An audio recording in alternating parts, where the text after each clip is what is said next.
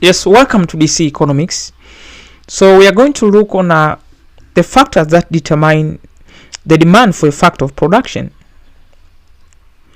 So we are going to begin by look at brief analytics on the demand for a factor of production. So the demand for a factor of production, this is the ability and the willingness of employers to employ factors of production at the going market factor price at a specific period of time. The demand for any factor of production is derived demand. That is, the services of factors are demanded not for any utility directly yielded to them, but only because they are necessary as input to produce output of goods and services for a sale at a profit in the goods market. So one thing to understand is that the demand for a factor of production is actually termed as derived demand, since the employment of those inputs contribute to the increase of profit of that particular organization. So the target of the employees is to employ those input factor of production to see the results of output. And actually the result of profits generate the income or the profit of that particular firm that influence more employment of those input. So, but what one thing to understand is that they employ the input factor of production at a minimal cost that will not increase the cost of production. That's enabled to generate more potential profit, the potentiality of that particular firm.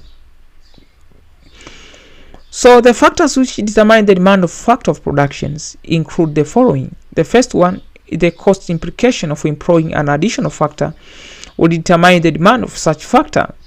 If an additional worker will result to more cost, now the demand for such worker will fall.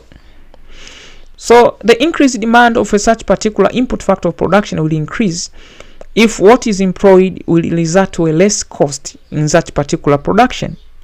So if we employ more input of production that increase the cost of that particular firm during the production, automatically those input factor of production will not be efficient or more preferred potential to increase input, to increase more output of that particular firm.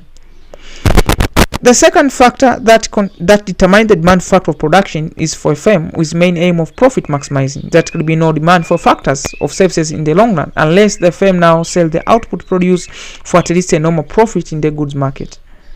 So any kind of firm with aim of making high profit, there can be no demand for factors of services in the long run unless the firm sell the output produced for at least a normal profit. But also the firm demand for a factor will also depends on the consumption of a factor of that the total product and whether the additional product will result or ready to realize in the total revenue.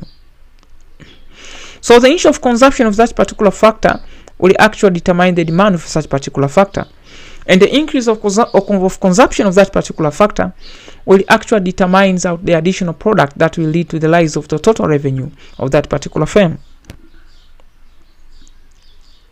So that's marked the end. This is DC Economics. Don't forget to subscribe and watch on other videos. Bye bye.